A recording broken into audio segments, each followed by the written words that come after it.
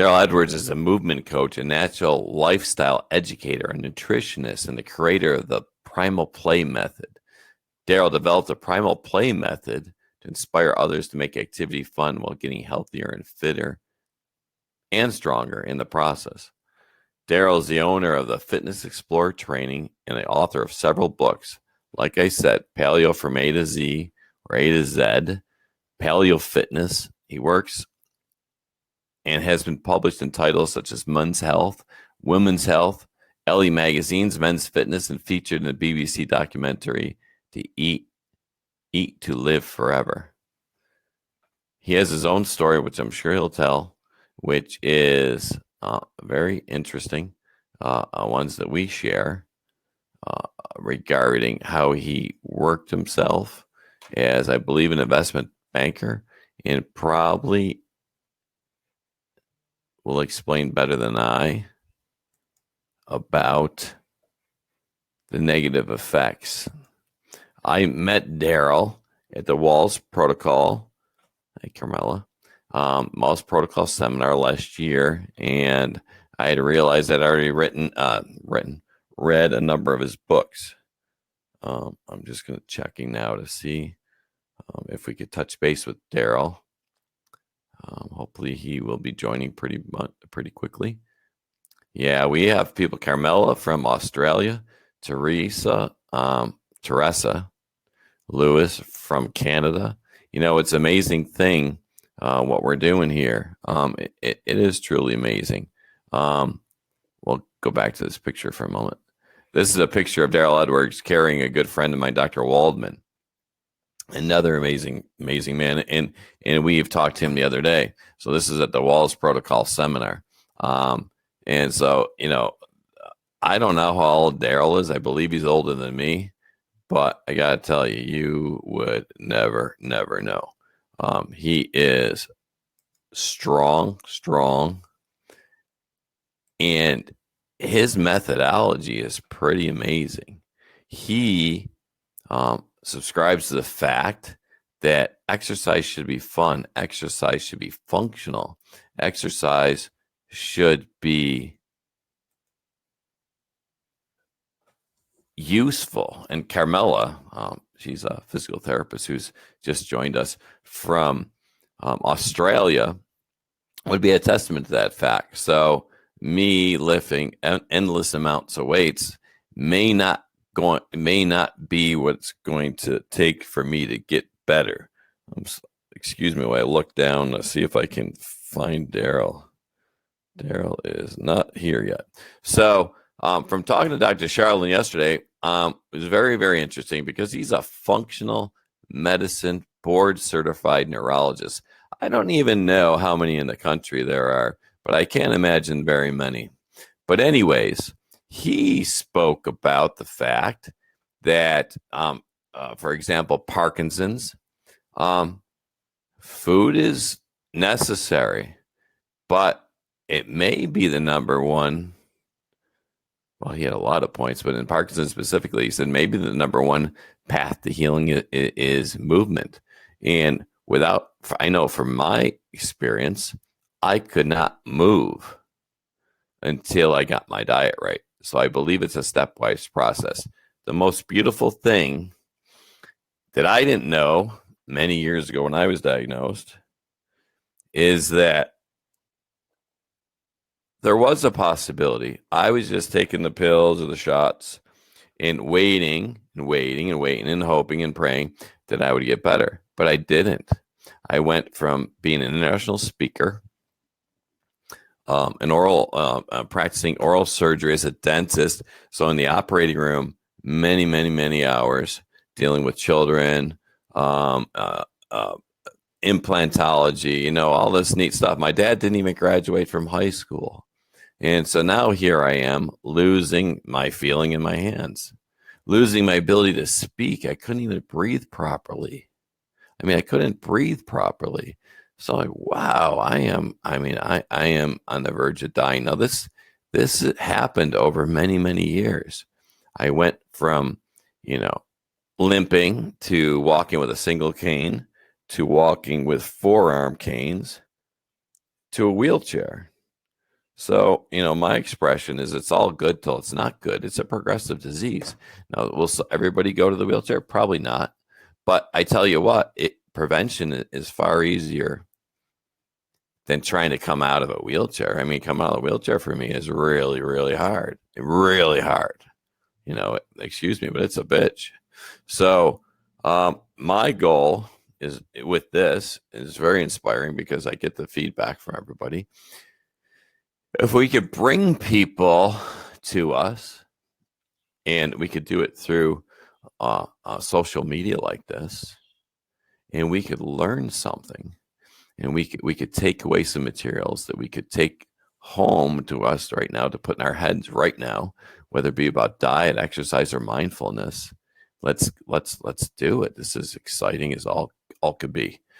On Friday, Michelle Ackerman's going to be on, and she's a nutritionist, and she's an amazing person who, in my opinion, totally recovered from MS. She's been hiking in Hawaii. I mean, she's a success story, and she's a Wahls warrior. She's also could speak about mindfulness and getting all those stinking thinking out of our head. Also, we have Paleo Boss Lady is going to be coming at some point. She's another amazing example of what could be done with the protocol, with mindfulness, with self-love, and healing. One thing I'm going to look down, trying to hunt down Darryl here. Other guests that we're going to have, which I'm just really in love with, is her bedside manner is pretty incredible. She works at Atlanta as, you call her a chiropractor, you call her a healer, whatever you want to call it, but it's Dr. Rimka, mind body balance, I believe. So I'm excited to have her on our little social media experiment, because that's exactly what this is. If we could change the trajectory of our health, which Dr. Charlin talked about that yesterday, that we perhaps aren't going to cure ourselves. We'll always perhaps have whatever we're dealing with, or your loved ones will have what they're dealing with, but we could change the trajectory. Now, what does that mean? That's like a fancy word, right? Well, not really. So if the trajectory, if you did nothing, is a wheelchair or bedbound or worse, or a cane, or not being able to go throw a ball with your children, that's a pretty poor trajectory in my opinion.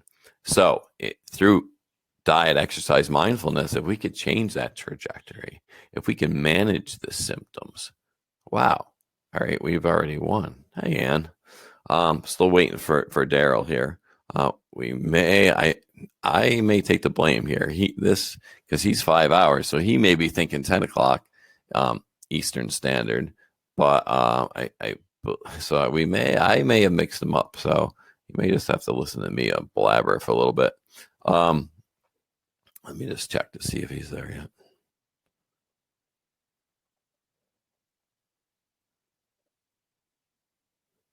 I mean, just the fact that I'm online and it's not echoing, you can see my face. I'm pretty excited because this technology thing used to be my thing, but not my thing anymore. So while we have a few minutes, I'm going to put his video on again, because I just think that that's so cool. Now, before we do the video, another thing I'll say, like Dr. Charlin's group and Dr. Wahls, Darryl prescribes the fact that if you're in a wheelchair, or if you have rheumatoid arthritis, or you have barriers to exercise, there are still ways. My wife's a physical therapist. There are still ways. If you're in a chair, there are ways to exercise. The one thing noted is in our veins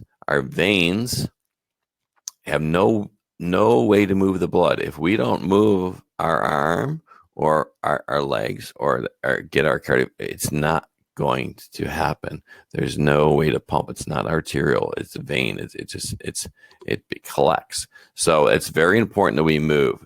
movement, and Dr. Charlene reinforced this, is as important as everything else. So how you move, right? For me, I'm a little biased because my wife's a physical therapist, and it took me quite a bit of learning to understand how to move. Running on the treadmill or going on an elliptical may be great to increase your cardiovascular ability, but it's not really going to stem cell activate. It's not going to do those mTORs. It's not going to build muscle. It's not going to increase your brain-derived growth, neurogenic growth factor. So we have to do rather intense exercise, resistance training, and whatever mean that is for you. Now, if you don't have the ability, your resistance training may just be lifting your arms up or getting out of your chair and sitting back down, whatever it is. So once you get your diet right, it's very important to move. And Carmela has been a little bit of my help, but she makes the point of move it or lose it. So important. My healing. All right. So I did the Wahls protocol for probably a year. And that was great. You know why it was great? Because I would go on the treadmill or the elliptical, and I would be on there for literally 5 minutes. And I have tears in my eyes because the pain. It was like, I know what it is. It's called neuralgia. And it's neuralgia, meaning that I had burning pain in my muscles. And so the diet helped me with that. All of a sudden, I could do more. I could lift some weights. I could do things without causing pain. Was it easy? No, hell no. It's still hard, right? But I was able to do it because the diet, in my opinion, opened up those blood vessels, helped me heal, helped me prepare myself to exercise. So if you're in a situation now in which you can exercise, understood. Darryl is of the school that movement is exercise, primal movement. Primal meaning what our ancestors did, what our children's children do, that kind of thing. Or that's one way. The other way, which I highly recommend, and generally it's covered by insurance or whatever the reason is getting yourself in touch with a physical therapist. What can they do? Well, the wonderful thing that they could do is they look at you, like my wife looks at me and says, you know what, your glute med's weak, and that's why you're falling. What is glute med? Glute med is the outside of my butt muscle. And so if that's weak, that's tough. You can't balance. You can't, walk. You fall. So the one thing that she could point out, and even Carmela, even see my videos, she points out like, all right, you're not bending your knees, your hips are too far forward. So they point out things that you can never see. So in my opinion, physical therapist, just to evaluate and set you up on a program. Cheryl's talking about aqua. Yeah, I love the pool. And the Cleveland Clinic is a big proponent of the pool. Something about the pool, and they don't know why, but it reduces spasticity. Love the pool. There's actually a pool near us that's just a slightly bit warmer, and it's inside. So that's something that I highly, highly, highly recommend. Walking in the pool. If you're up to your neck, you're losing about 80% of your body weight, so you're able to do things in the pool you just can't do. And I'm Deanne rather. Yeah, I'm the same way. If I don't move, I get like contracted. I lose my energy. I if I don't create energy, I lose energy. I want to stay in bed. I'm checking for Darryl again, guys. Excuse me. Oh, my friend. Okay. So yeah. Oh yeah, that's a good point. I'm going to do this one well. So the MS Gym is also great. If you could look at those videos and start movement, I think that's wonderful. I think Trevor is doing awesome work. But I will say what he's doing is very, very tough because it's for a higher level type patient. Some patients need somebody to work with them, to point things out, to to help them find those deficiencies. It's tough to do as a group, but on the other hand, if you're functional and you can understand and you could do what he's suggesting, I think that's amazing. You know what? You know what I was doing before I decided to move again? I was sitting on the couch. How good was that for me? That's not good. Not good. All right, so I don't know where Darryl is. So I think what I'm going to do is something I've been putting off for a long time, because it's going to, if he thinks he's 10 o'clock our time, then it's going to be 45 minutes. So what I'm going to do is I'm going to play this video, and then I'm just going to give you, I'm going to the Wahls protocol seminar, and Dr. Wahls asked me to speak, to tell my story a little bit. And so what I'm going to do is kind of fill you in on a story. It's kind of a painful thing for me, but I've been putting off for a long time. But since we have time, and we have a number of viewers, I'm going to go ahead and tell you guys my story, not to make you guys feel bad or not to impress you guys, but to press upon you on what a dark place I was and where I am now, and how I get up in the morning and I'm so excited that I get to enjoy my wife. I get to enjoy my family. Oh, by the way, today marks 28 years I've been together with my wife. Wow. I don't know where that time went. So I love it, but I also feel very old. But anyways, check this video out. And then I'm going to tell you guys, I'm kind of open up to you guys a little bit. I got to get this to work now. Okay. 1 second. All right. So I just love this video. So I'm just going to show you guys more of it.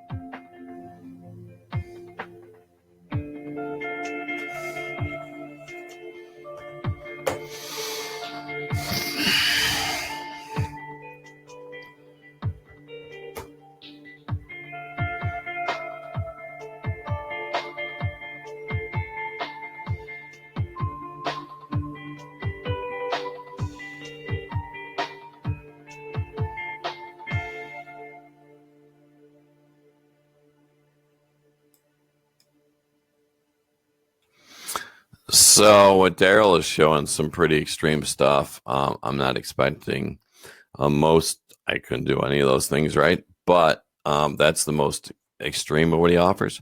But he shows how to work from a chair, how to. Oh wait, Darryl is texting me right now. Yeah, I think. 1 second, guys.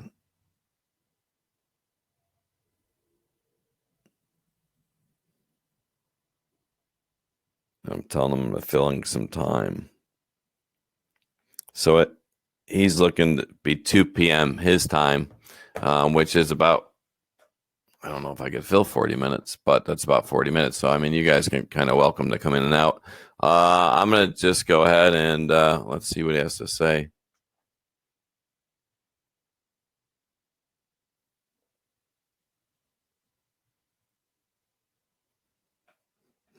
So maybe I can get him on sooner.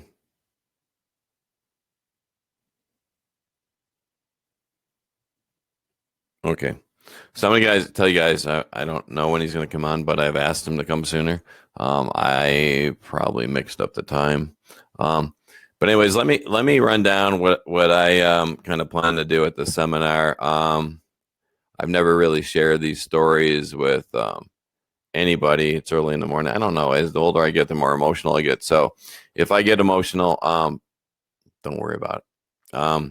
So anyways, let's go, because this is kind of speaks to Dr. Charlin and speaks to Dr. Wahls and the functional medicine kind of idea that we examine kind of your whole life from pre-birth to where you are now. And so, I've done a lot of soul searching. I used to be, working in the OR, working in the hospital, and my dad never graduated even high school. So now here I am. So I've always been incredibly grateful. And then all of a sudden, and it took a lot of work. I had to work 2-3 jobs to go to school, military, et cetera, et cetera. So let's go back. So I grew up normal childhood, pretty happy. Parents, wonderful. Myself and my brother. Boy, how do I do this? And things started to fall apart. I don't know if my mother had psychological issues or not, but hey, buddy, I'm here. But things started to change in our house. She was diagnosed with. All right, so Darryl said he'll be on it. Okay, in like 20 minutes. So my mother was diagnosed with schizophrenia. Now, I'm not a mental health professional, but it's the same kind of thing that I was kind of put through. Try this, try that, try this, try that. Nothing worked. So I think I was about 14, and my dad left us. So it was just my mother, my brother, and I. Not a lot of money, not ability to do simple things. So I'm telling you guys this to kind of just share with you kind of my story, and so hopefully you can gain something from it, or you can kind of understand what I'm doing. So we not a lot of money. We struggled. I got my first job when I was 16. Began washing dishes, and just knew somewhere inside me told me I got to go to college. I got to do something because I just knew I don't know. Some inside me told me to do that. So anyways, I start college, studying to be pre-law in September. So my dad we don't hear from my dad at all. So I am 17. I'm in college, September. I come home one day, and my grandfather tells me my mother passed away, that she had taken her own life. So I run to my room and I lay on the bed, and I look down after I'm crying, and I got blood all over my hands and my arms, and I didn't realize the bed was full of blood. Just something to be said here. Suicide doesn't end pain. It only transfers pain to the people you leave behind. Okay, so what do I do? Drop out of college? Feeling sorry for myself? Start selling used cars. Horrible. And as a young man, horrible. So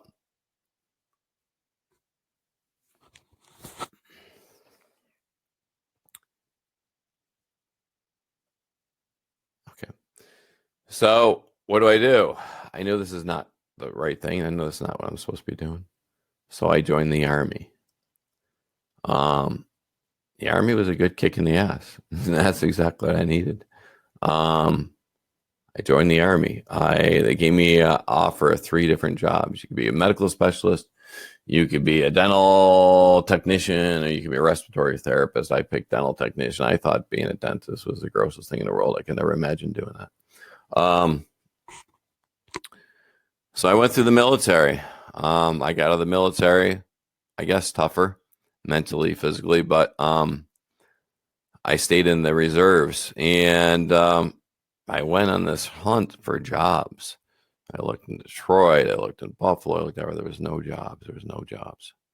So after a few years of figuring out what I'm going to do, I thought, within the military training, geez, you come out and you could just do anything. Yeah, not the case for me. So went back to college and got my bachelor's degree, and I worked 2 or 3 jobs, whatever it took. I was motivated. I did it, and I applied to dental school, and by the grace of God, I got in. I wasn't the best student in the world, and did research on autoimmunity and diabetes, and it just went off from there. Um, I always worked in the operating room. I always was teaching young dentists, young surgeons, and the whole while working, the whole while carrying this pain. Like, the pain when you go through something like that, it never goes away. So, talking to Dr. Charlin, talking to many folks, V and just so many people, it's what you do with that, right? We can't control what happens to us, but we can control how we react to it, right? Easy to say, hard to do. So I'm a dentist now. I'm practicing in a private practice, and I'm donating my time in the OR for special needs children. And I teach young residents how to deal with those situations. Usually special needs, usually difficult cases. It could be, well, a lot of different syndromes. There's a lot of different things. So I continued to do that for a while, and I realized I really, really missed the hospital, because when I did my residency, I did a 2-year residency in the hospital. So I went back full time to hospital work. I always felt something weird. I know when my dad had left, the first thing I felt was the top of my head. It went numb, and I went to the nurse, and she's like, "Man, that's really weird. I don't know what that is." When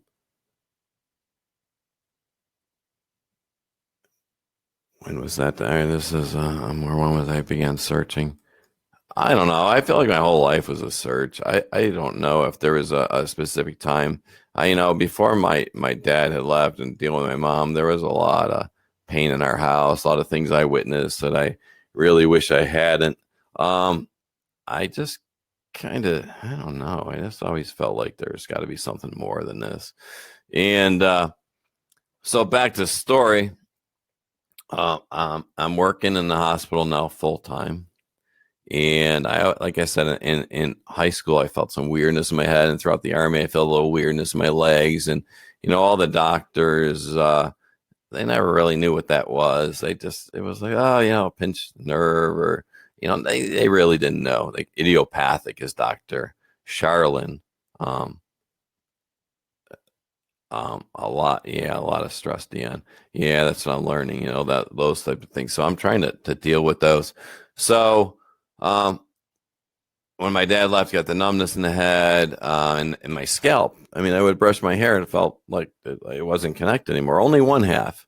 So it was just the most bizarre. Going to the school nurse. We didn't have a lot of money to go to doctors and stuff, but going to the school nurse, and she was kind of like baffled. And after a few weeks, it went away. So I was like, okay, I don't know what that was, but through the military, through that, I was always had a little more trouble running than the rest of the guys, and I never really understood why. I just kind of beat myself up, like, oh, you're lazy or that. That's the way I felt. So long story short, well, we have a lot of time, so if you guys can bear with me. But so delivering pizzas, going to school, that was kind of my thing. There were other jobs I had, working at Toys R Us. I don't know, whatever I could to make money, whatever I could. I became a resident assistant. So I took a leadership position at the college, so I could, because we didn't have money for college. That wasn't, my dad wasn't there. He didn't even graduate high school, and my mother was gone now. So I'm basically homeless. Yeah, geez. Okay. So let's just kind of start to bring it forward a little bit. So I worked for a long time dealing with weird symptoms, but I always felt from what happened with my mom and from my dad leaving, I always felt like I was lower. It was like kind of my secret. I never wanted to tell anybody. I always felt that that cheapened me. I don't know, these are the thoughts in my head that I don't agree with now, but that's what it was. So I didn't tell anybody. I didn't seek help. I went to a counselor once. I said, this is not for me. Um, so going up to my full-time hospital job, I struggled through that, but I just kept pushing harder. I would take more ibuprofen. I would drink more coffee. I would drink it throughout the day. I would do whatever I had to do to keep going. I was in the OR. I was one of the only people in that area. This was in Pennsylvania that saw children in the OR. So I was just booked. Sometimes I would leave at 5 a.m. and get home, I don't know, 11:30 at night and do it all again. I totally feel, after talking with Charlene and Wahls, that I totally destroyed myself. And, and, and knowing that something was going on, it made me even work harder because I'm like, well, boy, something's here, and I have this family now. A beautiful wife, and I think at that point we had 3 children at that time. Okay, so one day I woke up. I couldn't walk up the stairs. I couldn't really breathe properly. I was so incredibly tired. It was like waking up. I don't know if any of you have had the opportunity or the experience of waking up with strep throat or the flu. It's just, you just know your body's just kill me now.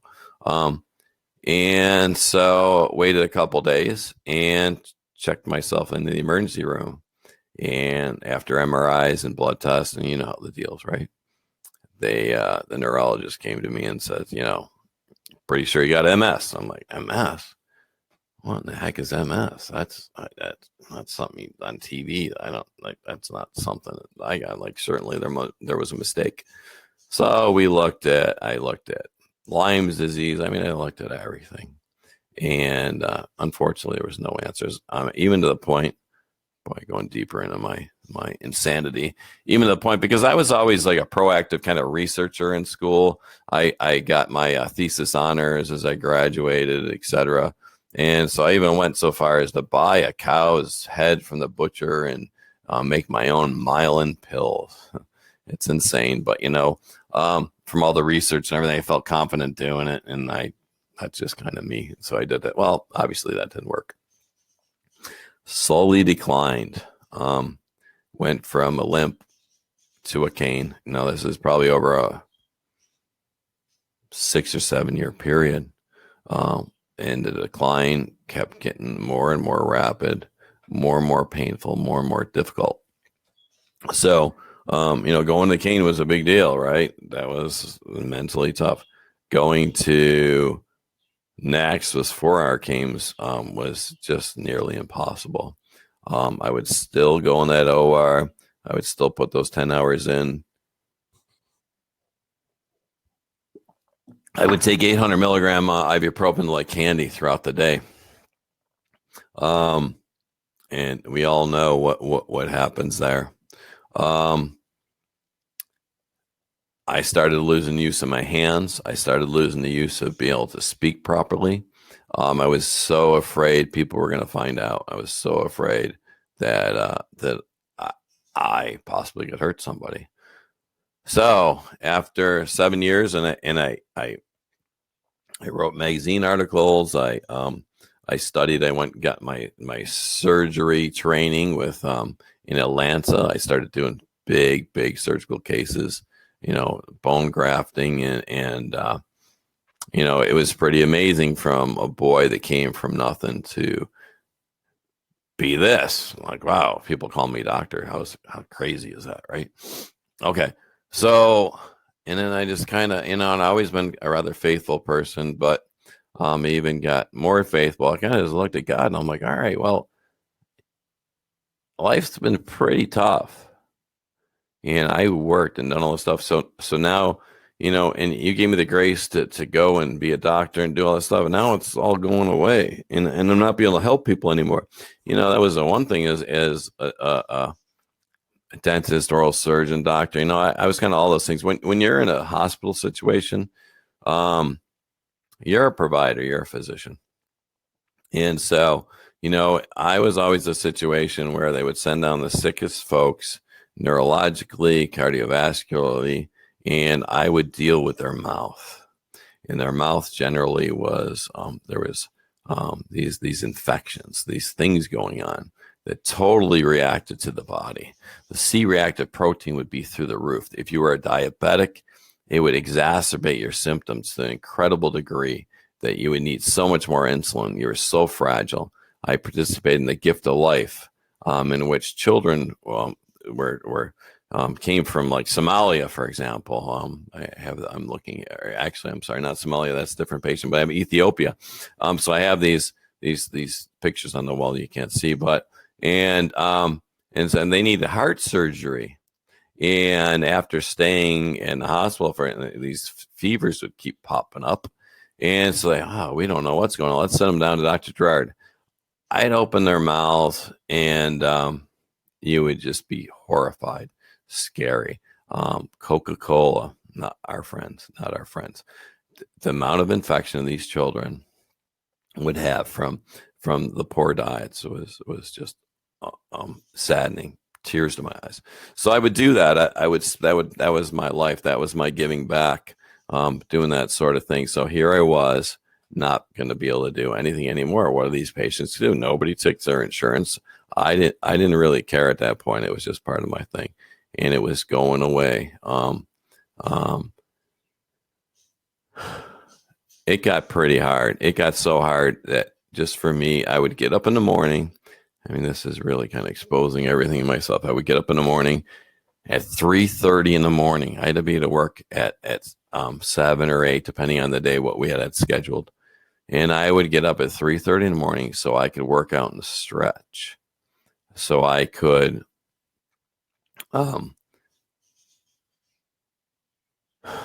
get ready for the day and work out.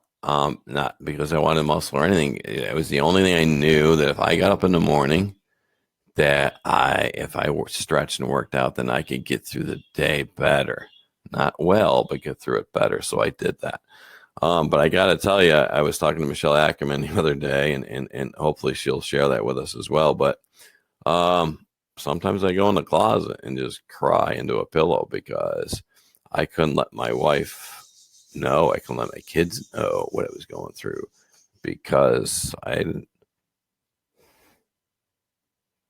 want to bring them down. So I would do that myself, and I would go in the office and I would go and change in my scrubs, and I go in the bathroom and do the same because it was just this unbelievableness. I mean, I got to tell you this. The greatest gift I ever received, and it's gonna sound very profound and very strange, but the greatest gift I think I ever received was my mother taking her life. Wow, how is that possible? Are you freaking crazy? All right. Because during those times, during those dark, dark times, when I'm in so much pain, the answer seems very clear. Take your life, right? I have a friend that mother went to Sweden on a vacation. She wanted to be alone, get some private time. She had MS. She didn't go to Sweden to be alone and have private time. She went to Sweden because they have assisted suicide, and that's what she did. So that unfortunately, I meet many folks that are in the same boat, and it seems like the answer. But I learned from that point, it doesn't end the pain; it only transfers the pain. Only transfers the pain to your family, to your loved ones. And I just, for my mother in the pain, I mean, I still tear up now. I don't know, it's been 40 years. I mean, I'm 48 and that happened when I was 17. I mean, that's a long time away. You think, who would care? No, it's your mom. So I just couldn't do that to my children. And I know my mother had issues, and I wish that, she was treated by the pharmaceuticals and the and the doctors, and obviously none of it helped. So I just knew I couldn't, and I wouldn't, and I didn't. So one day I decided that I was losing my feeling in my hands, and I'm operating with sharp instruments. I'm going to hurt somebody. So I went to the vice president of the hospital and told him, "That's it. I'm done." And they're, "What do you mean you're done? You're the only one that does this and this, and blah blah blah." I couldn't even explain to them, but the neurologist at the hospital knew that I was having trouble. So that was my last day. Sad day, a very humiliating day, a very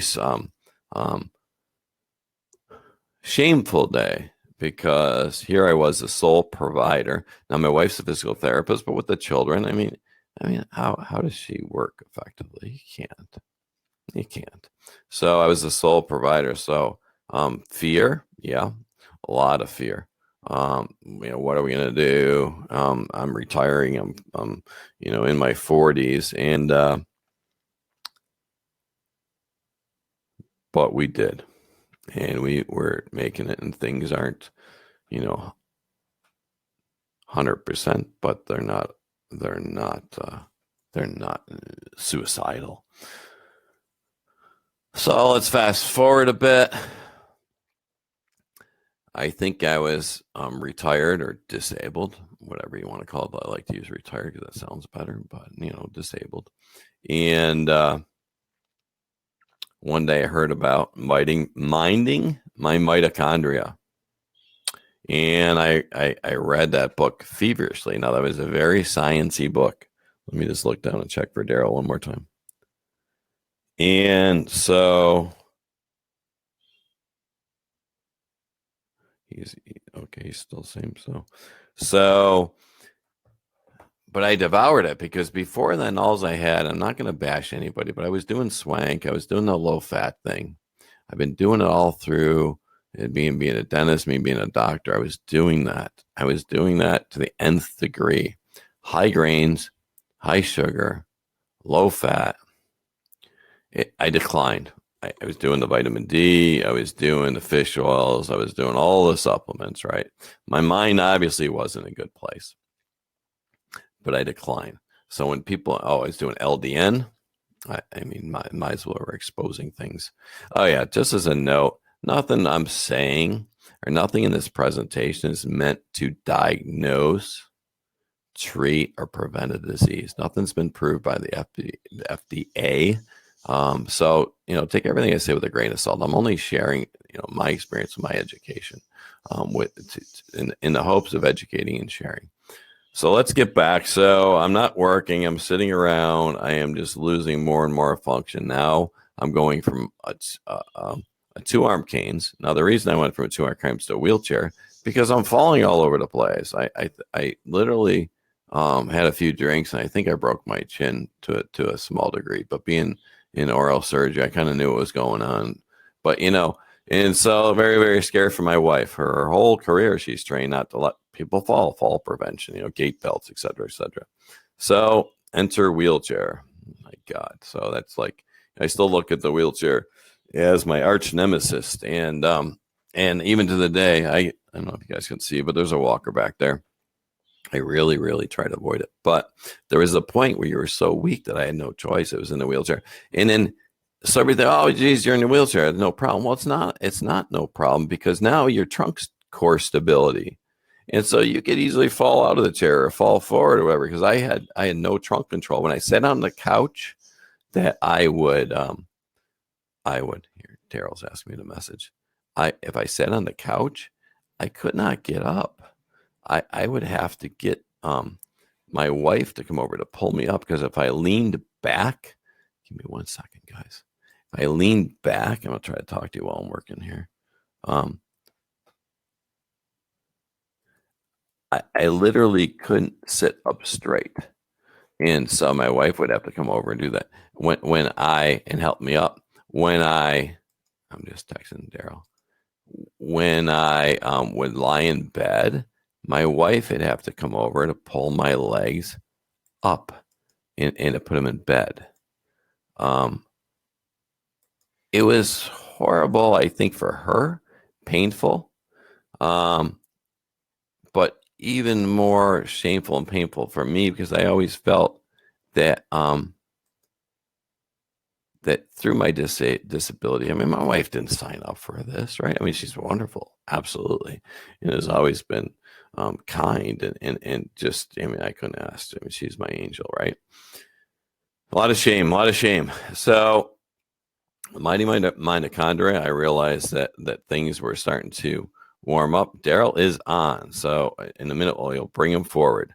Why don't we do this?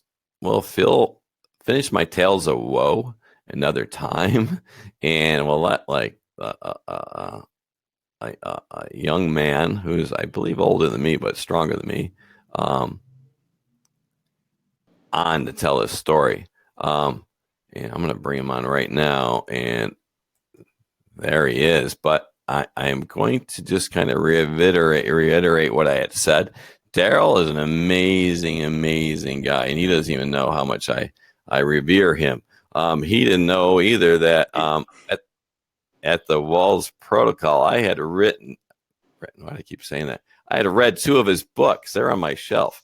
Now I'm living in Atlanta, Georgia, and there's a man from United Kingdom that just by chance I read his books, and now I'm meeting him. So immediately I was starstruck. I'm like, oh my god, this is crazy awesome. But just to review his CV, his resume, his accomplishments. I mean, they are many. They are many. He's an author of two books. He's I'm not going to pull up. I'm going to go by memory, guys. Sorry. Author of two books. He is a designer of the primal play method, a way to move and enjoy movement for health and vitality. He's been featured and I'm just going by memory, Darryl, so you could pinch in here, but she's been featured in many magazines, Elite and Men's Fitness, to name a few. He's also been featured in a BBC documentary. And so I've showed him your video, Darryl, of what you know, kind of one things you do. That one, the nice one, it makes me kind of tear up because you're jumping on a wall and pulling up, and you're teaching folks how to move and how to move from a primal level. So we were kind of filling the time here because people were like, I mixed up. I'm sure I told you the wrong time. So I was trying to fill up the time. I was telling them my tales of woe, and you know, for me, I end up going to the gym and all that. But what you're doing is really a prelude or segue because Dr. Charlin was just on, and his advice was cross body movement and primal movement. I said, well, you know what, Doc? We got Darryl Edwards coming in tomorrow, and he is, you know, what I consider the premier expert in that field. So tell us a little bit of your story, Darryl, because you started investment bank, or was it, or you were working in an office? Yeah. So people who often meet me now don't realize, you know, they watch my videos, they assume I've always had a background in physical activity, but I was definitely a geek and a nerd. I wasn't a jock. So I was a computer programmer. I was one of the first kids that I knew of anyway that had a home computer back in the 70s. And rather than just playing games on them, I actually programmed. I learned to program at a very early age. And back in those days, it was connected to your TV. And I used to sit right in front of the TV, probably why I'm wearing glasses now. And I learned to write computer code. And that was one of the first instances that took me away from just being outside all day and playing. So I did have a free range childhood, you know, get out of the house, amuse yourself, come back when dinner's ready. It was pretty much a daily a daily mantra from mom. But I had a home computer and I started programming it. It then developed into my career.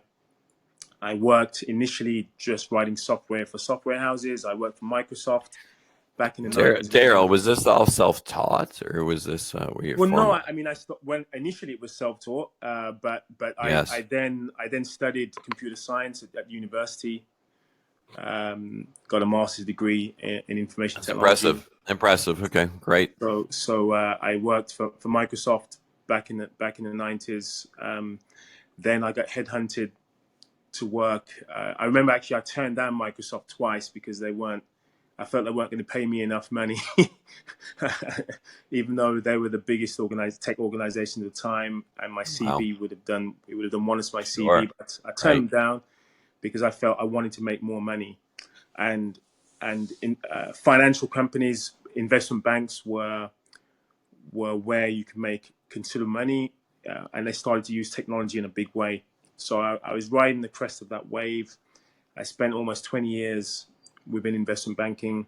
20 years. But the downside was the upside was I was doing what I loved. I was traveling around the world. I was working 16 to 18 hours a day, and I got paid very well for doing that. I had huge responsibility, and it opened up a whole new world to me. I came from a very impoverished background. And I then got to a stage where I could kind of do whatever I wanted to financially. So it was a remarkable kind of rags to riches tale. Great. The downside was that I started to suffer health issues because of my unhealthy lifestyle. So I was pre-diabetic. I had chronic low back pain for 20 years. I used to wear knee supports. It'd be uncomfortable walking up the stairs without my knees giving way. I was anemic. I had suffering from hypertension, high blood pressure. I had a really poor cholesterol profile, lipid profile. So I had elevated risk of cardiovascular disease. So I had these annual health checks, and one year the doctor said to me, Darryl, we're really concerned about your health. Nothing is looking good for you in the medium term, let alone the long term. And when I asked my doctor what I could do, I was like, look, I'll pay whatever it takes. What do I need to do to sort myself out? And they listed a list of medication that would help. So, statins for my cholesterol. Correct. We'll give you some beta blockers for your blood pressure. We can give you some iron supplementation for your anemia. We can give you, make sure we'll keep you on the pain relief, for your back pain. So I was on diazepam, Valium. I was on pethidine, which is normally given to women in labor. So you were really sick. I mean, I was not in a good way. And the only reason I didn't start on the meds was only because when I asked the question of one, how long would I have to be on the meds for? It was like rest of your life. And secondly, when I was asked about the side effects, which is what I was mostly concerned about, I was told, "Oh, we can manage the side effects by giving you an alternative. Don't worry about it. We can, lots of people take these meds and nothing happens. If anything does happen, we'll manage those side effects for you." And I was kind of like, that doesn't sound great to me. So what else can I do? What about lifestyle? And my doctor said, "Oh, there's not really much you can do. It's down to genetics. You're getting older. You're eating a healthy diet, as far as I'm concerned. You go to the gym every once in a while. You're a non-smoker. Have you cut back on alcohol? Yeah, okay. Not much else you can do." How old were you approximately at that point? I was in my mid-30s then. Yeah. Okay. So it'd been 20 years. Relatively young guy. Sure. Still are. Concerned that why was this happening to me at such a young age? Yep. But at the same time, there were people, not much older than I, especially where I was working. There were colleagues of mine who were dying or having heart attacks in their early 40s.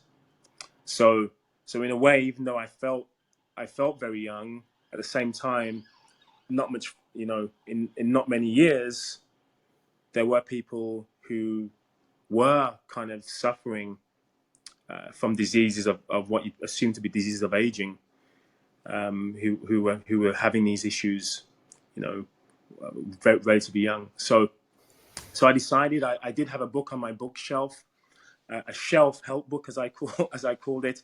Yes. Yeah, I got one of But those. yeah, I've got many of those propping up the shelf. But Yes. I had a book called The Paleo Diet by Lauren Cordain, Uh, which I'd had on my bookshelf for a few years, early 2000s. I didn't And I know remember that. skim reading it the first time, thinking, well, what does a caveman have to do with me? You know, I live in the 21st century. Yeah. But there was something that resonated with me, which was, is there a species, a human appropriate diet?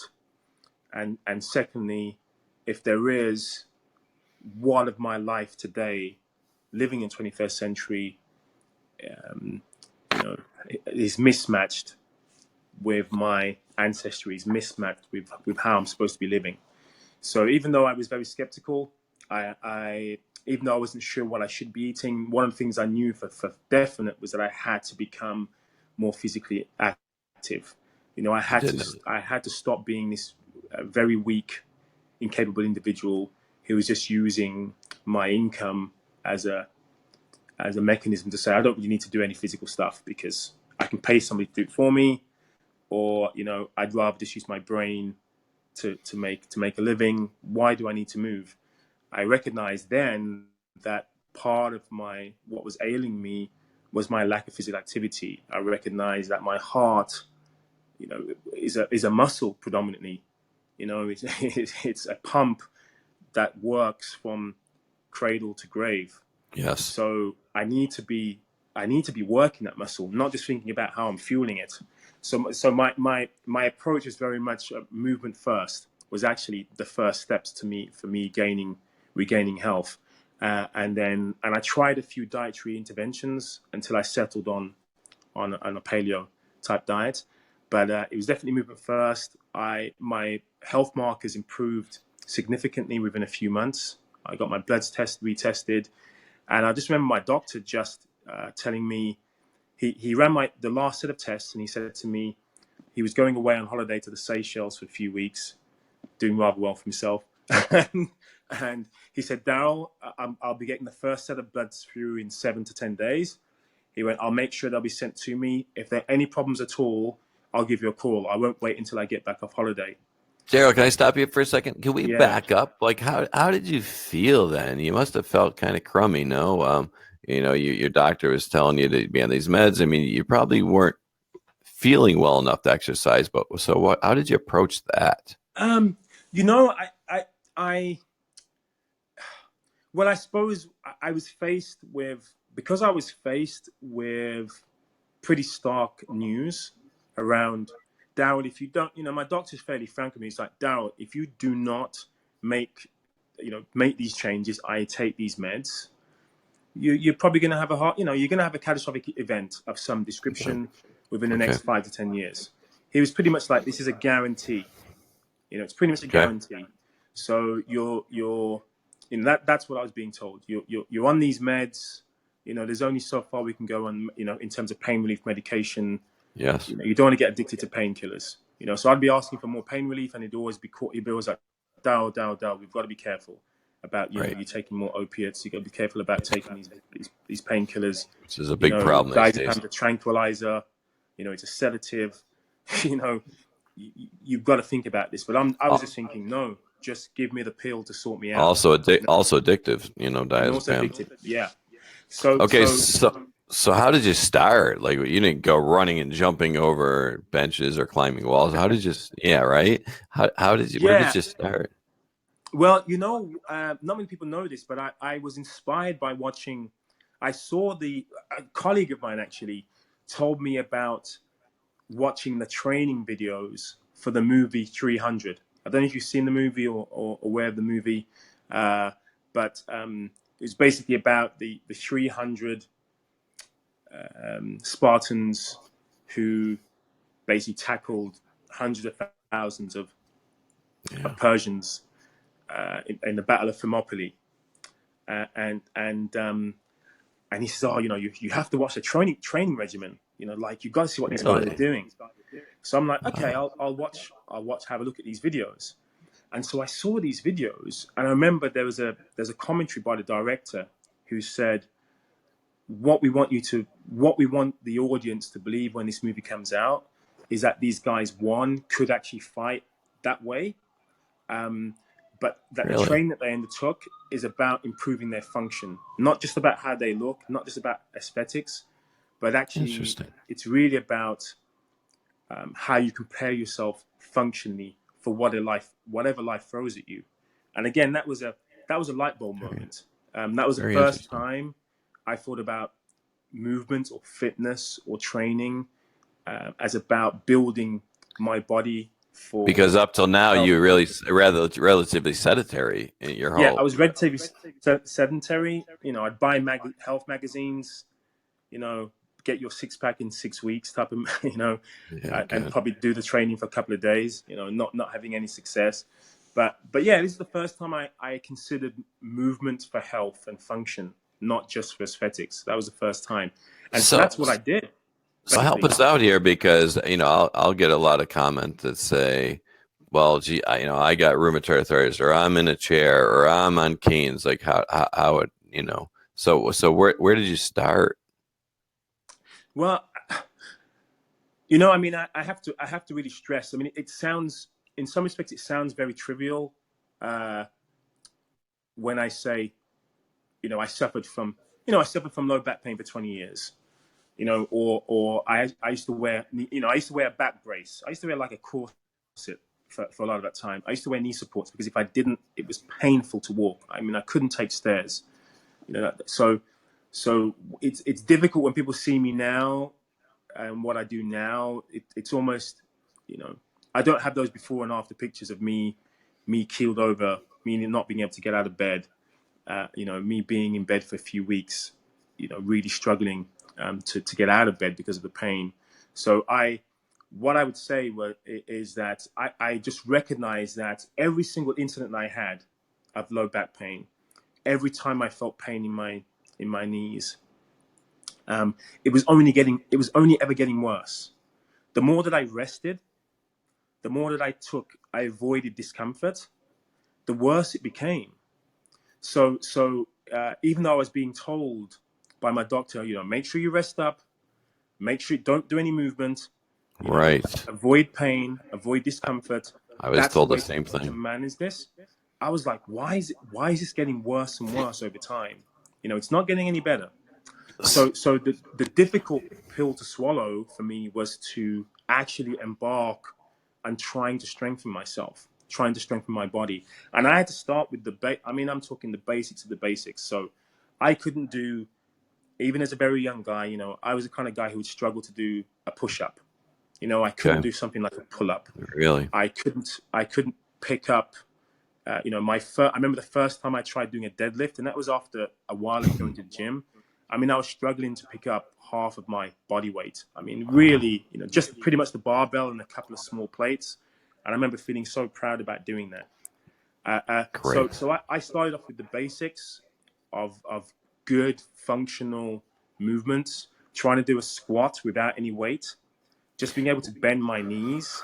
Where did you learn Trying, this functional movement? Just from watching and just the uh, show and just from yeah, self? so I looked at the trainer of the guy who trained the actors and the stuntmen in 300. It was a guy called Mark Twight, based out in Salt Lake. He had a website. He had a box out there. He was one of the first guys to work with Greg Glassman of CrossFit, the founder of CrossFit. So he Sure. used a lot of those kind of principles. Great. But he had, in my opinion, a very well balanced approach to So, developing functional so movement. just break it down for the people that don't understand. You're talking about Mm. full body, multi-jointed, compound. I mean, break it down a little bit Yes. better because you'll say it Yeah. better than Yeah. So I would say movements, the kind of top 3 points from that point, which is over 15 years ago now, so quite a while ago, was basically focusing on functional movements. So what movements do I actually want to do day to day? What movements do I want to do, extraordinarily? So not just what I want to okay. do day to day, but what do I want to do that is outside of my current ability? those are two, those are two of the things that I focused on for one. Secondly, making sure that those movements were, full range of motion, not isolated movements, i.e. just not working one muscle, working multiple joints, multiple muscle groups at the same time. And thirdly, always chasing, I won't say always chasing discomfort, but, being aware of what your comfort zone is and always trying to slightly push outside.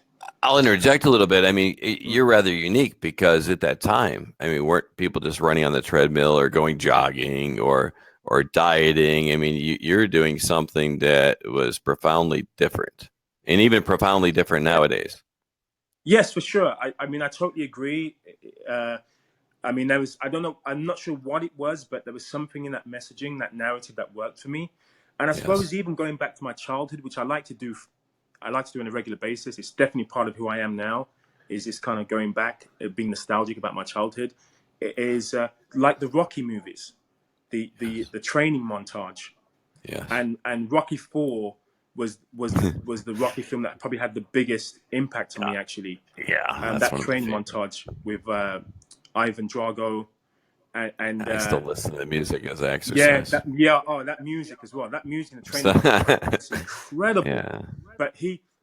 Again, even in that film, one of the greatest things about that was you had Ivan Drago from Russia, who was using the latest equipment, like electronics, the best that science could, and Rocky was in this cabin in the middle of Siberia. And he just had logs, and he just had, his gym was the environment that he was in, and that definitely fashions me today. Actually, it's thinking. And his trainer told me something. The trainer said something to him that still makes me cry. He says, "You know what you need to do. Do it. Yeah, exactly. It says that, and I'm like, oh man. Yeah. So like, simple, of course, powerful. And I must have seen that movie. I mean, then I was in my early teens. No, probably later than that. Actually, probably mid to late teens. But I remember I watched that movie over and over and over again. Incredible, I didn't know why that montage. It was my favorite part of the film. The music was also one of the favorite parts of that film. The music within that montage, and many years later, when I was thinking about training, and of course I wasn't lifting rocks or anything like that to begin with, but I was definitely thinking about Darryl.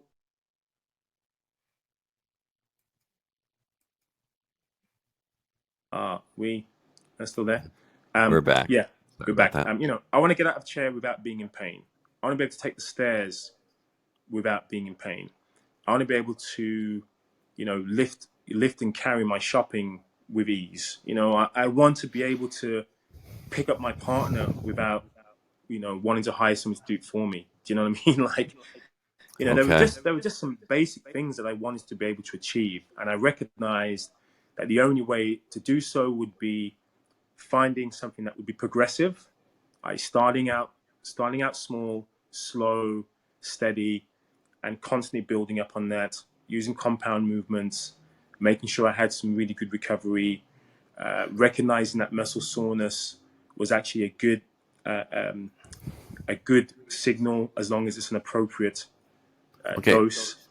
Darryl, can you unpack it a little bit? Because a lot of people picture the gym as people are lifting weights up or on a treadmill, the elliptical, or maybe running down the road for 5 miles.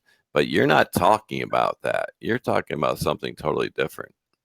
Yeah. So my philosophy now, I did start out in the gym. For sure, I did start out using, did Olympic lifting. I did lots of body weight stuff in the gym, did high intensity protocols. But, even within a gym environment, there's something it's something unnatural about that environment. There's something, exercise is a 21st century, or not 21st century, it's a modern construct. Yes. That's a supplement for the fact that we're no longer as physically active as we used to. So our ancestry meant we had to work in order to, get food provision, build shelter, move from one location to the next. We were nomadic.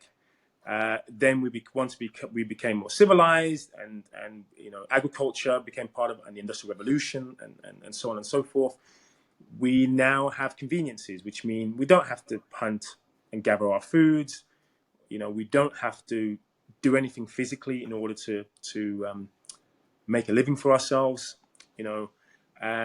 So exercise is a great way to say, oh my goodness, I do need to do something physically. Let's exercise. So exercise then means, okay, I need to be in a particular type of place, a gym. I need to use a certain set of equipment. I need to be given a certain type of instruction, and follow a set of exercises, which can be very structured, require lots of discipline. Whereas now I see movement and physical activity and my gym as being the great outdoors. I don't need special equipment. I can be anywhere with anyone and undertake really powerful movements that are helpful. And once I recognized that this was what was beneficial to me, and that making it playful and fun and having enjoyment meant I would have instant gratification. So I would feel good now. I don't have to wait until I've achieved my end result. Like, I remember I only used to feel good if I could say, right, you know what, my objective is to lift twice my body weight in a deadlift. And if I get there, then I can celebrate. Then I can let my friends know. I can post it on social media what a great guy I am. Now I feel great when I start moving and feeling really good about it. When I've got a smile on my face, when my mood improves, when I get that feel good factor that comes from taking part in movement. So for me, that's what I wanted from movement, which I hadn't realized for many, many years. It wasn't just about getting stronger. It wasn't just about improving my physical capability. It was the feeling that comes from that, of using your body in a way that it was designed to do, and spending time experiencing and exploring what you can and what you can't do. So there are many times that there were things that I couldn't do, but it just made me spend more time exploring, well, what can I do? And how can I get to where I want to get to? Rather than thinking, oh, I just can't do this, I can't do that, I might as well just give it a miss. It just enabled me to be a little bit more creative. Because, once you're stagnant, once you stop moving is when it becomes problematic for us as human beings. There's an old Chinese saying about water.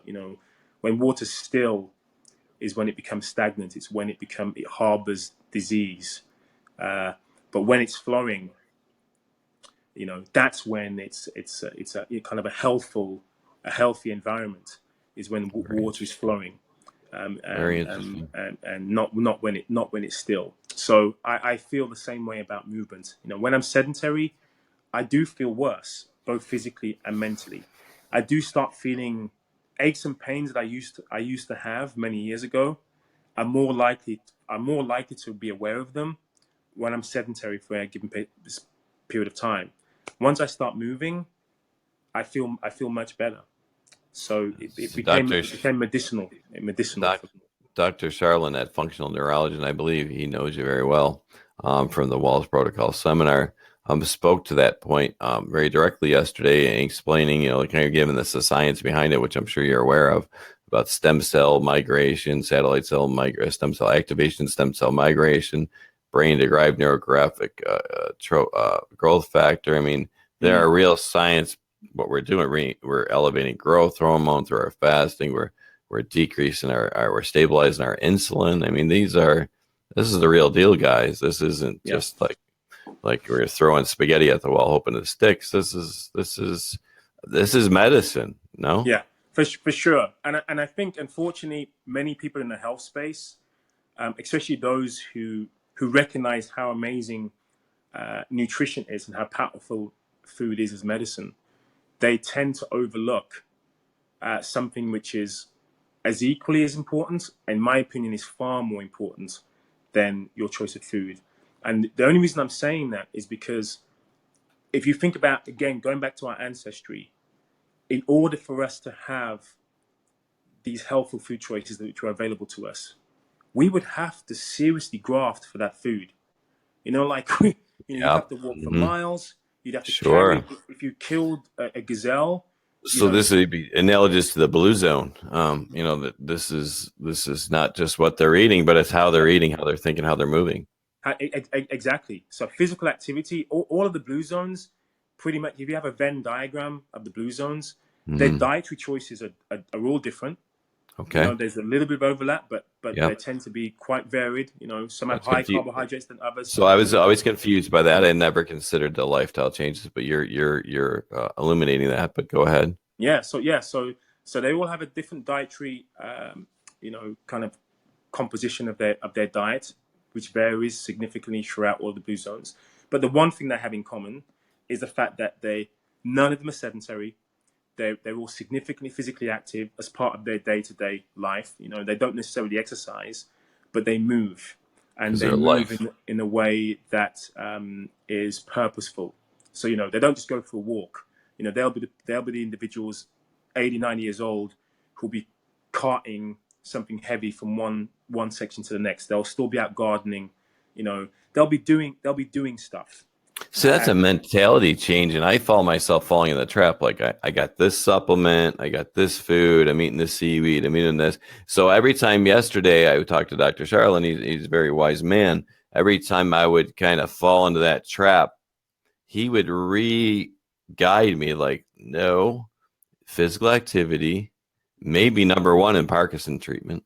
mm, And then we don't even we begin to touch on the mental hygiene and sleep hygiene and movement that is analogous to that. So mm, I mm. think we're all speaking to the same. I mean, Yes, I mean, I feel we're different on the same page.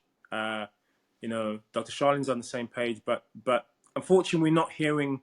I don't think we're yes, hearing that message enough. And even yep, and even yep. when we do hear it, it tends to be, look at what food will do for you. This. And by the way, guys, don't forget to throw in a little bit of exercise because it's good for you. You know. Because the nature of society, I suppose, has become, as you said, it become this passive nature. Dr. Charlin touched on this. Even Dr. Wahls touched on it. We're looking for that pill that we could take, or we could go to the masseuse, or go to and get these things done for us. But what Charlin says, that sometimes people don't want to be motivated, but if they want to reap the rewards, and you're kind of echoing this, not kind of, you're exactly echoing it. They need to work to Yeah, for heal. sure. Yeah. We have to. Everything about the human existence, from either our creation or design or evolution, whatever our belief is, Correct. has been contained some form of struggle. So Hmm. hormesis, dealing with Yeah. acute Yeah. stressors is Yeah. important. It's shaped us. We adapt based on that, and He also agrees with that. yeah, He and talked about so stress is a good thing. When yeah, it can be it can be a good thing. it can be a good Can thing, and it should be as long as it's the appropriate dose. So be. Yeah. all of these things in low doses are helpful. If they become chronic, they can become harmful. So it is appropriate dosing. But I know for a fact if I avoid physical pain, so for example, I avoid working out because I'm aware that I'm going to be sore. Hmm. I avoid that process. And I continue to avoid that process. Then what will happen is, yes, I'm avoiding pain, but the likelihood is I'm only going to increase the likelihood of more pain further down the line. My muscles are going to atrophy. Simple tasks are going to become more difficult. I'm more likely, my body composition is likely to increase, body fat rather than maintain. I'm not going to be maintaining lean body mass. So it's a short term gain. I want to avoid pain. It's a bit uncomfortable. Oh, my muscles are sore. To actually muscle soreness means your body will decide to be stronger next time. That's what the signaling is about. One, it's telling you why was I getting sore after doing that bit of physical activity? I need to do that again, don't I? Yes. Okay. Get Hmm. stronger, build bone, build Okay. muscle. So Send healing signals, promote yes, absolutely. anti-inflammatory agents throughout the body. So all of those, hormones, which we tend to discuss hormones as if they just start from either from the brain or from the gut. that tends to be, again, the messaging we are told. But what we don't realize is in terms of our endocrine system, the muscles are actually the largest organ in the body when it Interesting. comes to messaging, cytokine and myokine messaging, promoting healing in the body. So yeah, it's a powerful agent that we have Sure. available to us, as long as we For contract free. the muscle, Yes. as long as we work the muscle, as long as we stress it adequately to promote, growth and repair, and as long as we do that on a regular basis and not do it too much. So of course that level depends on the individual. Then you're going to be getting the benefits of physical activity, and that's just the physical side. That's just the resistance and strength side. Not even looking at the cardiovascular benefits So just to as take you well. back a little bit, because you talk about, the pain of exercise, do you feel that you get to a point, and, and I've only been seriously, I mean, I did in the military and I did all that, but as I got older, the only serious exercise, for about a year and a half, maybe 2 years, and my wife kind of taught me this, that I get to the point, and she's a physical therapist, but she taught me she became addicted to the exercise. And when she didn't do it, she didn't feel mentally correct or physically correct. And now I'm starting to understand it. And so if my body is not sore and not moving, I guess you're dying, that type of thing. So Yeah, I mean, I suppose it's difficult to because I know some people, there is a condition, orthorexia, where people can be unhealthily addicted to exercise. So yes, yes, again, I don't want to chase muscle soreness. I don't want to use that as the only indication that my program is effective. correct. But I do want to experience that on occasion. So if I continue to do the same thing, my body adapts, and so if I never ever get sore again, in terms of muscle soreness, the impact, the benefit of exercise will be less, because instead of it actually developing or growing, I'll just be more in maintenance mode. So Correct. so so DOMS, muscle soreness. Again, we need to be aware of this physical stressor, which gives us acute inflammation. High levels. My CRP levels will rise. Creatine kinase, blood marker, that will be elevated. These signs taken in the short space of time will be seen as, oh my gosh, there's inflammation in the body, right? However, in the longer term, that elevation of, say, CRP and other inflammatory markers will be C-reactive dampened, protein, guys. C-reactive protein. and It's yeah, a C-reactive marker for protein, inflammation. Um, they will actually be it chronically down-regulated after sure. that initial spike of inflammation coming from muscle soreness. So that sign to the body is, oh my goodness, you need healing now. You are sore, you need some healing. We're gonna flood your body with anti-inflammatory myokines, which come from muscle tissue, and that then lowers chronic inflammation throughout the body. So it's Okay, then I'll important add, part of add that process. I'll add something that I learned, that in order to repair properly, because now I have friends that are into powerlifting and bodybuilders, which I'm not into. I'm just trying to be healthy.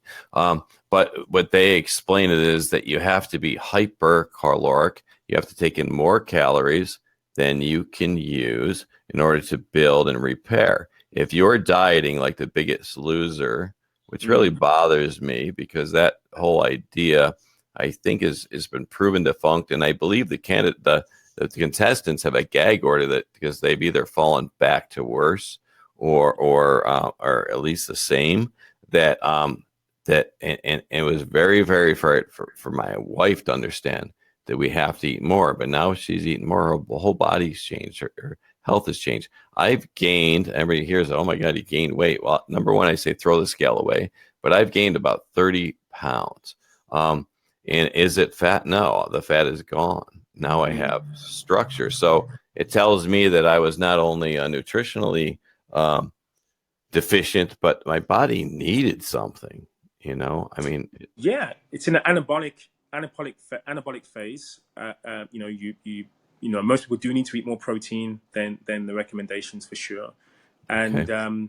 you know, and I can see why. You know, if I was a big loser contestant and I was, you know, suffering with morbid obesity, you Yes. can, and you know, I need to lose weight rapidly.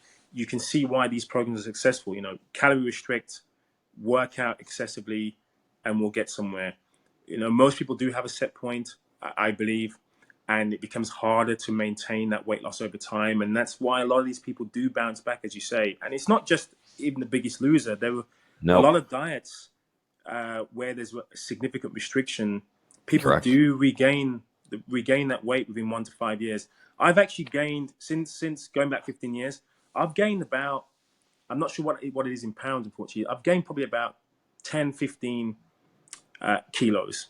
And So you just divide by 2. So he's about 4 to 5 pounds. so about 35, about 35 to 40 pounds, I'd say I've gained. Okay.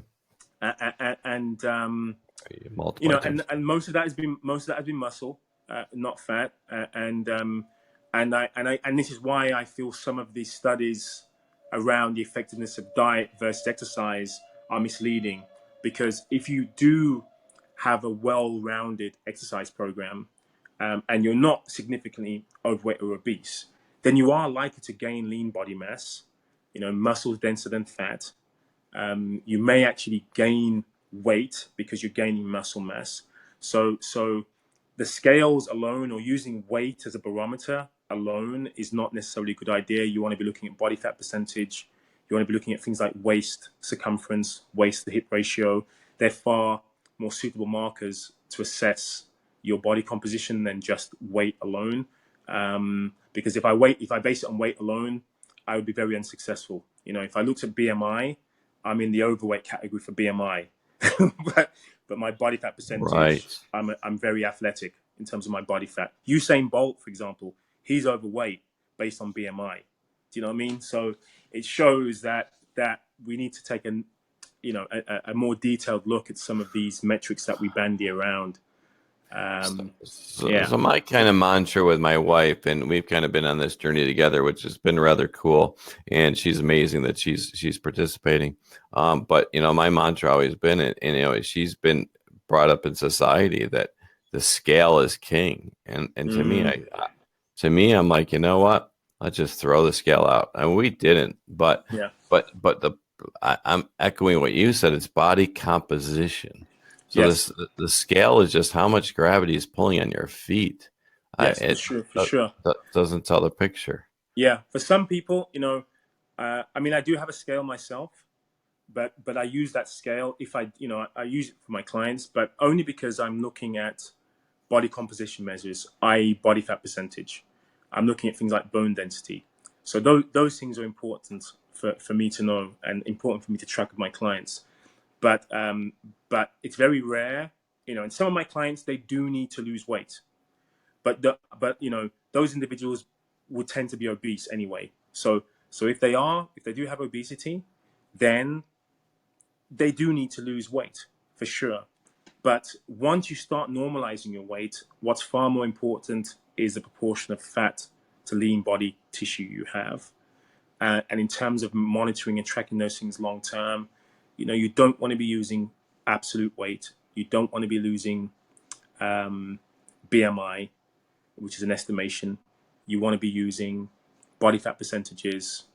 You want to be taking measurements like your waist and hip ratio, because there's good research saying the closer your hip to waist ratio is to 1, you know, you're twice as likely, you know, you increase the likelihood of diseases, conditions like type 2 diabetes, like heart disease, cardiovascular disease, like stress, like strokes, like cancer, just from taking those measurements and seeing how close your hip measurement is to your waist measurement, for example. So there are very simple ways for you to track how well you're doing based on very simple measurements. Have I lost you, Ron? Hold on. Can you hear me now? Yeah. Have I lost you, Ron? I believe you have. Hold on Uh, one sec.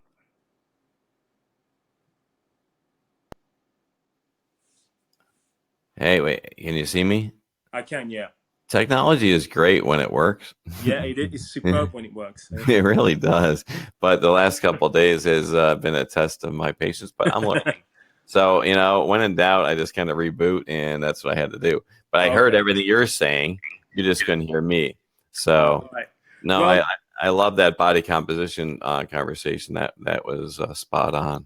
That's really yeah, good. yeah, for sure. We need to spend whenever we're being told stats around, I mean, uh, you know, some of it needs to be taken with a pinch of salt because Yes. there are a lot of young men, for example, who are in extremely good shape, who would fall into that overweight and obese uh, trap. The Rock, for example, Dwayne Johnson, he's Yes. morbidly obese based on his body mass. But of course he's not. He's a very lean individual. So not everyone who weighs a certain amount is overweight or obese. What's your body fat percentage? How much muscle? What's your lean body mass? What are you doing to trying to maintain that? And if you just try to eat your way, again, people don't realize if I eat just really good food, if your body doesn't need that protein you're taking on board, your kidneys will just decide good riddance. Yeah, you know what I mean? Your muscle needs to be refueled and repaired. Your bones require those minerals, that micronutrient minerals that you're taking on board. If your bones are continually to osteoblast and osteoclast, that process that occurs. If your weight bearing activity, your bones need to be stronger. Thank goodness I'm taking those minerals on board. So one of the reasons why I do talk about movement being synergenic, synergenic. I think that's the word. I'm not sure, but the synergy of food with movement is Okay. that to make the best out of your nutrition, you have to be moving of a certain type of movement and a certain frequency of movement to make Dr. Charlin and Dr. Wahls totally agree with you that the diet and the supplements are great, but if you're not moving, they're not going to simulate them. You're not. Yeah, exactly. And I do believe movement should be prioritized in any lifestyle intervention. Of course, I do have a bias, but Well, Charlin has a trainer, a physical therapist, a specialized movement trainer that actually works within his office. So he's bought it lock, stock, and barrel. I mean, yeah, it makes sense. I mean, in terms of research, in terms of the evidence base, it's the only intervention that I'm aware of where there is strong evidence that it helps in the prevention of all-cause mortality. So every single cause of death, there's a significant reduction of those who are physically inactive versus those who are sedentary, pretty much across the board. I'm going to Any steal a quote, and I don't know who said that, but if you could put what you're talking about, the movement in a pill, it'd be a record breaking. oh, you I know, mean that would be Nobel Peace Prize. yeah. Yeah, So, but that'd be so it'd this be is for remarkable. free. This is Yeah, for free. exactly. We just need to, the downside is, and I've been thinking about this, actually really thinking about this the last few days seriously. Okay. I was in a debate with someone, and they mentioned about, if it was only so simple, why aren't people doing more of it then? Something along those lines. And I've just been thinking to myself, well, again, humans, we inherently want to conserve calories. We want to, Okay. we want to conserve energy Okay. because Good. that gave us a survival advantage. If we just ran around burning calories for the sake of it, not knowing if we were going to get food tomorrow, we wouldn't survive as a species. So Understood. our ability to conserve calories, to be able to fast, Great point. all those things Great are point. really important. Great point. But so in the 21st century, where you now have an environment where, wow, I don't have to sit on the ground, I can sit on a couch. Wow, I don't need to walk, I can just take the lift, the elevator, I can take the public transport, I can get into my car, I can sit all day at my desk job, I don't have to be out in the field, working. We're now surrounded by convenience, which means it's even more difficult to optionally be physically active because there's something in our brain saying, why would you choose That's to very be interesting. active? That's very Yeah. interesting. So I kind of even Yeah, as much as it's needed, also goes against our program because I guess historically or ancestral that we moved because we had to because there was because a we had to. Yeah. we need And to get food or there was an animal or whatever the issue is. yeah, and then if you think about it, when you think about all of the rituals that are universal for us as humans, whether Interesting. it's playing games, whether it's dancing, Yes. rites of passage, whatever it is, Awesome. they all exist.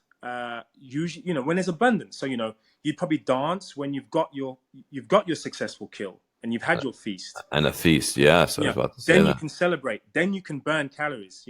Like if a woman doesn't have much food, she's less likely to reproduce, for example. So Yes. so it's all a pointer to when you've obtained your food, usually through physical activity of how you would get it, whether you're hunting or gathering or scavenging. Then you create the conditions whereby you can choose to optionally move because, hey, I can have some fun. I can now dance or whatever, celebrate. That's a great point. Well In the said. 21st century, it's like I can do whatever I like. Food is always available. It tends to be Abundance. very highly energy dense, nutrient poor. Most of our choices, the poor Absolutely. choices, of course. So Absolutely. yeah, so I do feel even more that movement should be prioritized because it has an evolutionary. It's almost at the top of the evolutionary lifestyle chain, in my opinion. I don't know. I should probably get copyright on that statement, but You should. You absolutely should because it's a good point. Well, I think I've taken. Excuse me. I'm starting to lose my voice. I think I've taken a lot of your time. But I would just, if we could just ask you a final question, and this kind of speaks to what people are talking about. We don't. But like, how would you start? Because a lot of the folks, including myself, they have incredible barriers. So of course I'm not going to go run over and jump a chair or climb a wall.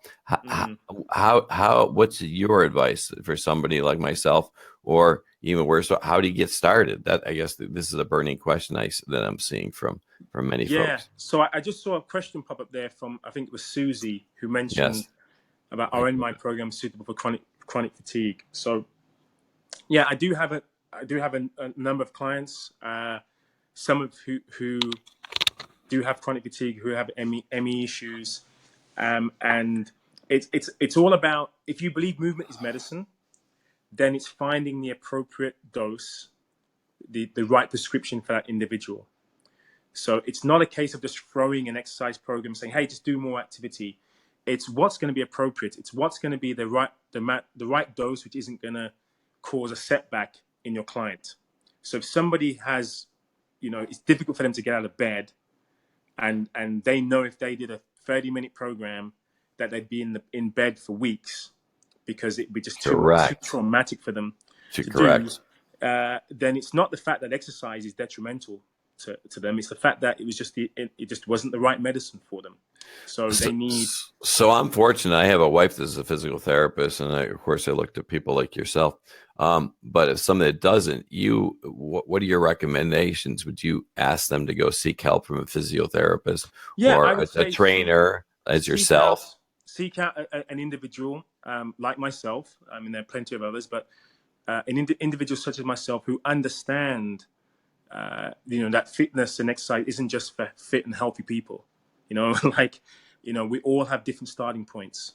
So for somebody who encounters excessive fatigue, which is another question that Susie asked, if I exercise, I have more detrimental fatigue than when I started. Yes. So I know the evidence states that you're less likely to suffer from fatigue if you're physically active.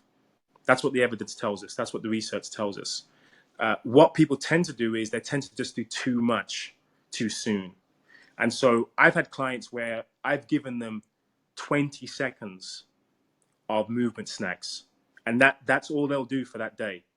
20 seconds, 30 seconds, 35 seconds, gradually progressing. Like a high intensity interval training. Yes, it's high. It's intense enough to have a beneficial impact, but not so traumatic that it makes them, kind of relapse. Dr. So Terry Wahls spoke about that in her last lecture, exactly about yeah. about So it's taking just about meter doses.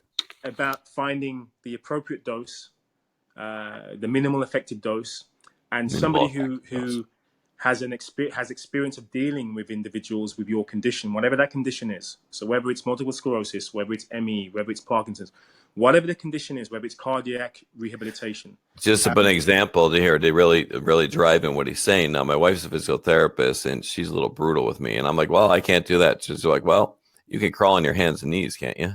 Or you could move your arm. I like to. She'll always find a way to get movement. Yes, There's never an excuse they can't move.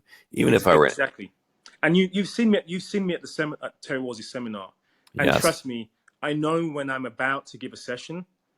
I can look at people's eyes, eyes glaze over. Like, can you see who's in the room, Darryl? Like, do oh, you really there's understand what's fear. going on? There's fear.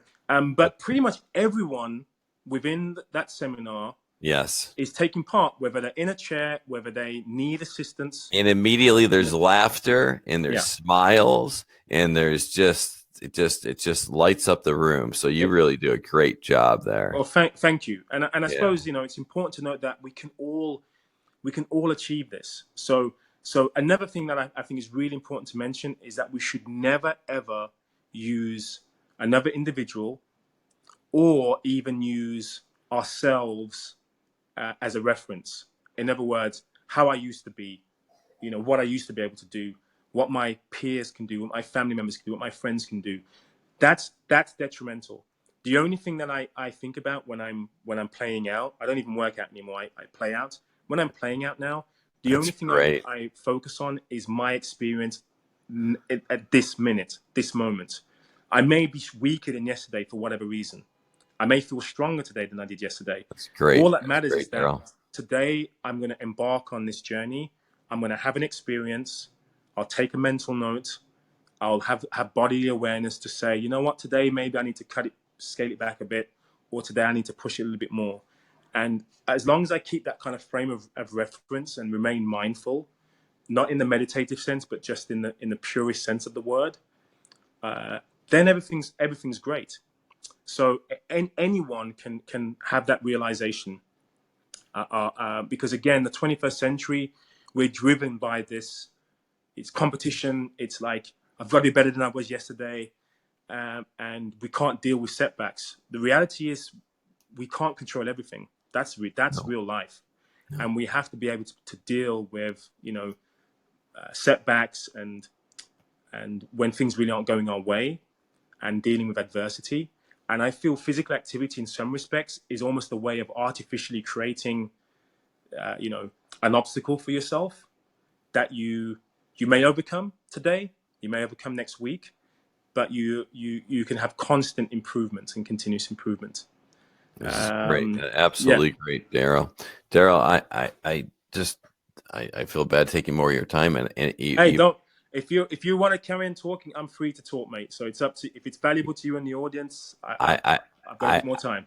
I think we do. I think that people could email and we can make questions if you don't mind doing this on a regular basis, because, even Dr. Charlin said yesterday that the diet becomes easy, right? At first it's like tough. Oh, I can't have sugar. I can't have bread, but then it becomes easy. But then what's the next step? All right, now I'm just pounding down supplements. He's like, that's not enough. And then he gets into diet. I'm sorry, not diet, a movement and mental hygiene, the sleep hygiene. And so I think that what you're talking about is spot on. And it just improves, with nutrition, right? There is so much ambiguity around nutrition, and there's a reason why, I feel, because I believe we're omnivorous. I believe we can eat, we can probably eat more a varied diet than any other animal on the planet. yeah, And that's why we've been able to live in all over the world. Most animals can only live within their own localities.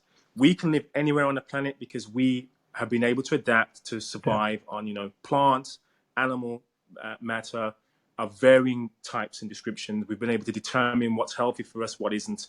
what's poisonous, what isn't. You know, we've been able to tell our offspring what foods to avoid, what foods to gravitate. We've got cultures around different foods. So all over the world, you know, we have healthy individuals eating different types of foods. We have nutritional science, which one day will tell you this is great. The next day will say maybe not so good. Whereas with physical activity, I mean, pretty much Right. across the board. Good point. You know what I Great mean? point.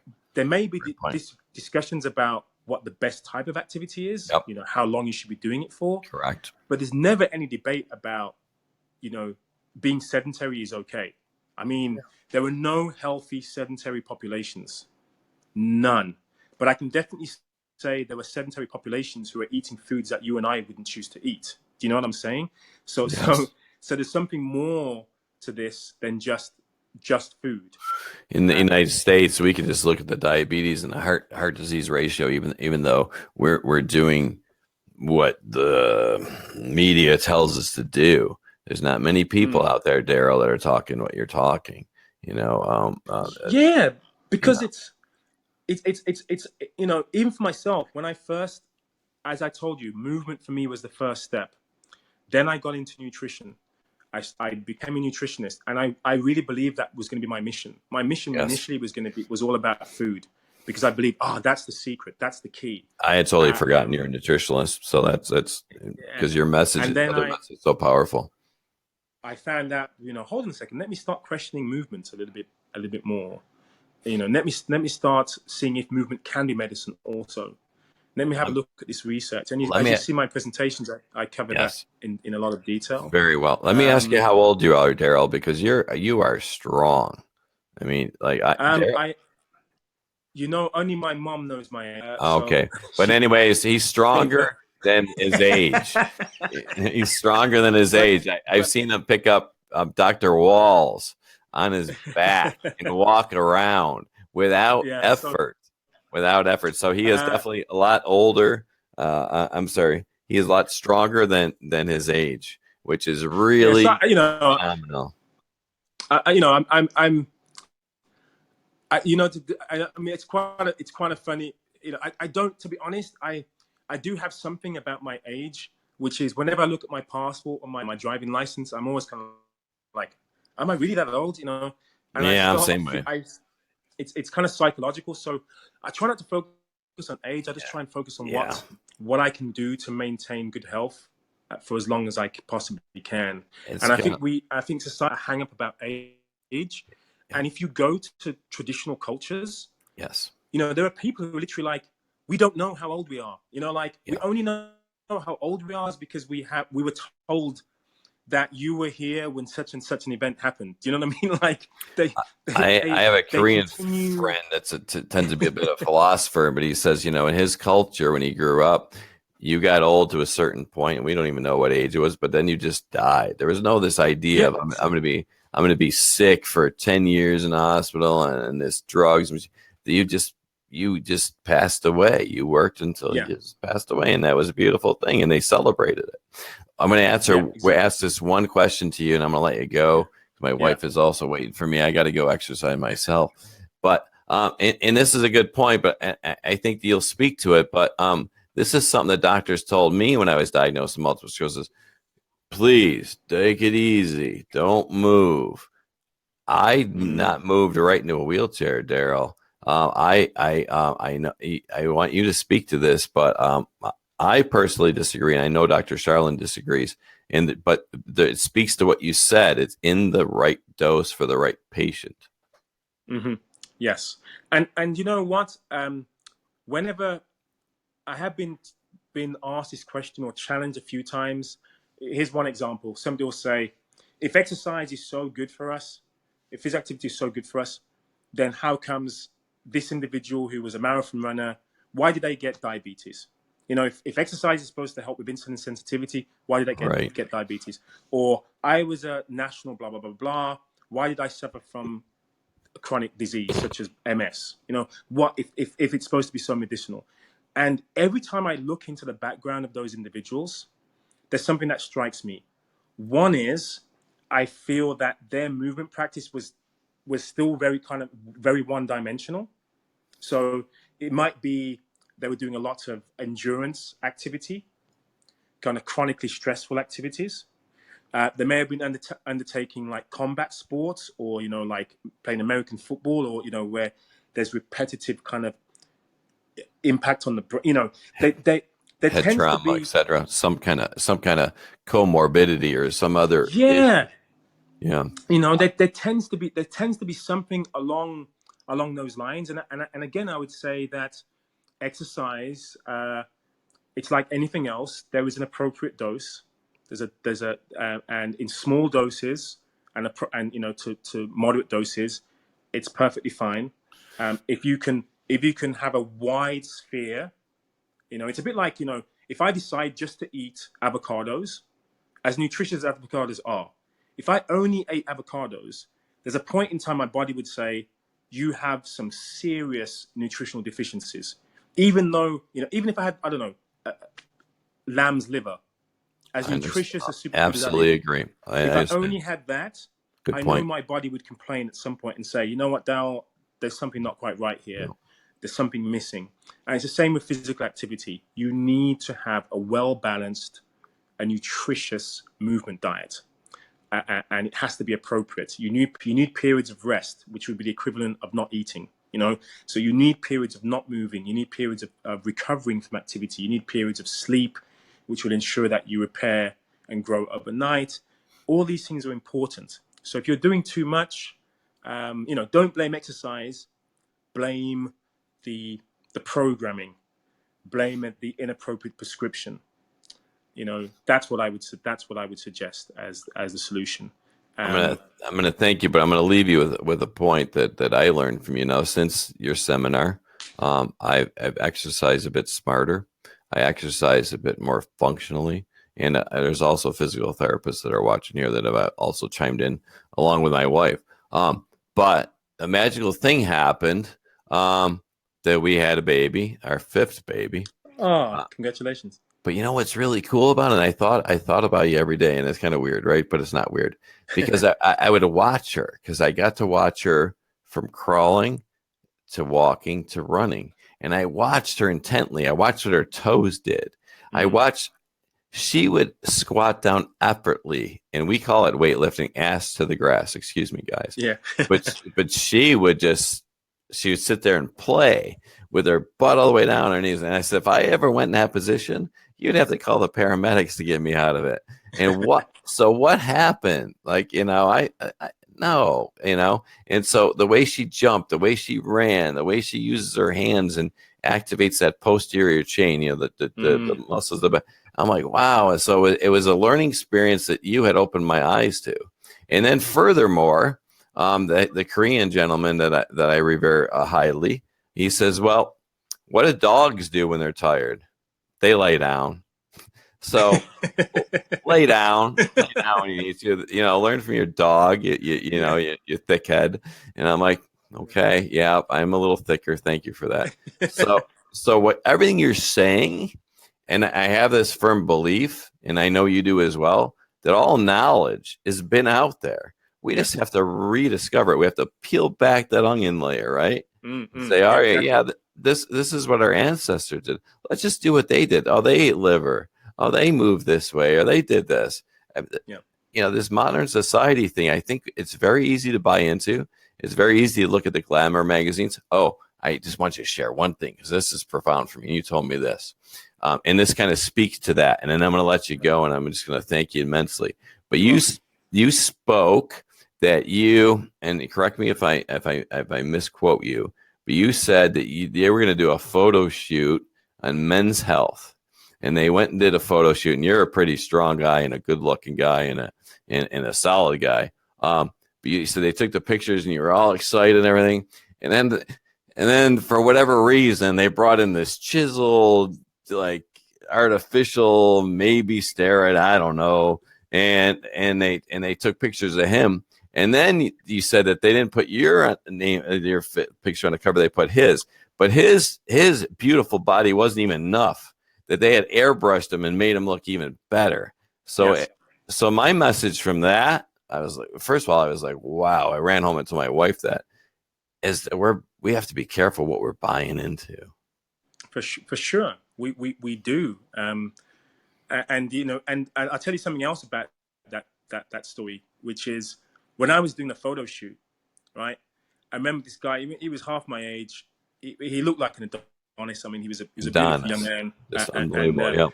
he we're doing these, you know, doing these poses, and of course you're having to hold, you know, I don't know. Let's say I'm climbing a tree or I'm doing pull-ups or something, and the photographer would be like, "Can you hold that position?" And I'd be holding this position for quite a while. And he said to me, this guy said to me, he said, "What sort of training do you do? Like how much training?" And I was Yeah. like, "I don't Awesome. do that much." And he went because I couldn't do what you're doing right now. And he went, "I'm in the gym 3 to 4 hours a day in the morning, 2 or 3 hours in the afternoon." He said, "I'm getting up every 2 hours to eat turkey breasts. You know, I don't drink water for a couple of days because I want to lean out." I mean, you know, he told me his regimen It's that he had extremely to stressful undertook. on the body. I got bodybuilding friends, and they don't last very long. It Yeah, just exactly. It's torture, you know. So again, it's, you know, what price do you pay? You know, there's always a cost. And so yeah, I can look amazing, 5% body fat. I can go into the front cover, but I've had to go through hell in order to get there. And yeah, I was just like setting my alarm for every 2 hours during the night so I could eat I, turkey breasts. And I he did that. literally can only eat turkey breasts for like 2 or 3 weeks before the I did shoot. that. There's big guys out there that say eat like 4 pounds of steak a day, and they would every 2 hours they get it down. But it puts an incredible stress on your son. So my Yeah. wife's mantra is: would you rather be skinny and physique pretty, or would you rather be strong and healthy? Absolutely strong and healthy, because nothing else Every single time. matters. Yeah, nothing else Nothing else matters. matters. It underpins Nothing. everything that we do. And I would also say, you know, I think we need to also clarify the strong also includes Mm, cardiovascularly strong as well. You know, I want my heart and my lungs yeah. to be as healthy Good point. as well as my physical, you know, my musculoskeletal system. Because some people can go the other way where they go, "Oh, I just want to lift weights," and they don't consider that their heart. Your heart is the pump that's going to move the nutrients about your body. I mean, that their heart, it's one Exactly. of the life forces. Absolutely. Yeah, Good and the point. oxygen that comes in from the lungs, you know, is also a life force of the body. So it's all, you know, again, everything's interconnected. We don't work as a unit. The entire body works as a unit, and we need to consider that when we're moving. Great points. Yeah, yeah, Great points. So if people want to learn more about you and more about your methodology, the things you developed, I know you've written a few books. You could probably find them on Amazon or one of the other sites.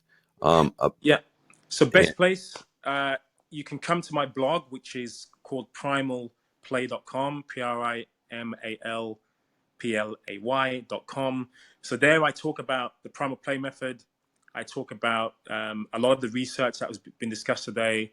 I have a significant evidence base on there looking at movement as medicine, as well as example videos and movements that I undertake. I also have a few books which you can also access from there. I have a new book coming out next month, mid April, called Animal Moves.